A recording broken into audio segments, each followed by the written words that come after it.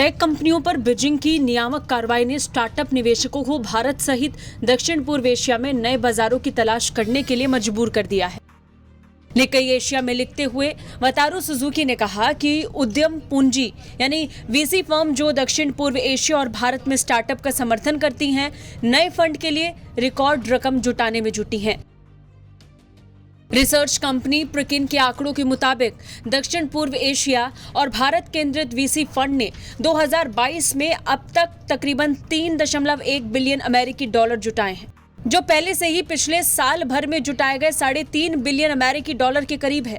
इसकी तुलना में चीन केंद्रित कुलपतियों द्वारा धन को जुटाने में 2021 में 27.2 बिलियन अमेरिकी डॉलर से गिरकर केवल 2.1 बिलियन अमेरिकी डॉलर हो गया।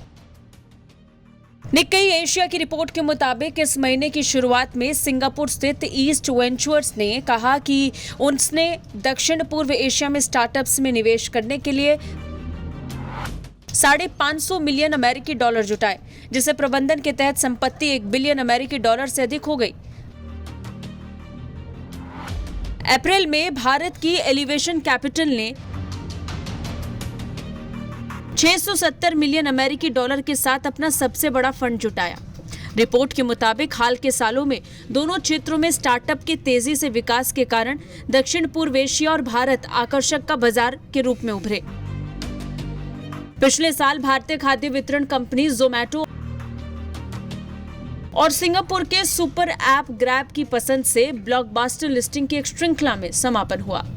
साथ ही ऐसा भी हुआ जिसे पर्यवेक्षक चीनी सरकार द्वारा नीति में एक नाट्य परिवर्तन कह रहे हैं। बीजिंग ने पिछले साल लाभकारी शिक्षण पर प्रतिबंध लगा दिया। ऑनलाइन शिक्षा कंपनियों के व्यापार मॉडल को पंगु बना दिया, जिनमें से कई विदेशी उद्यम पूंजी फर्मों द्वारा समर्थित थे। यही कारण है कि अब चीन की स्टार्टअप कंपनियां भारत की तरफ देख रही हैं और उम्मीद है कि भारत इससे अच्छा अवसर निकाल सकता है। ब्यूरो रिपोर्ट, भारत तक।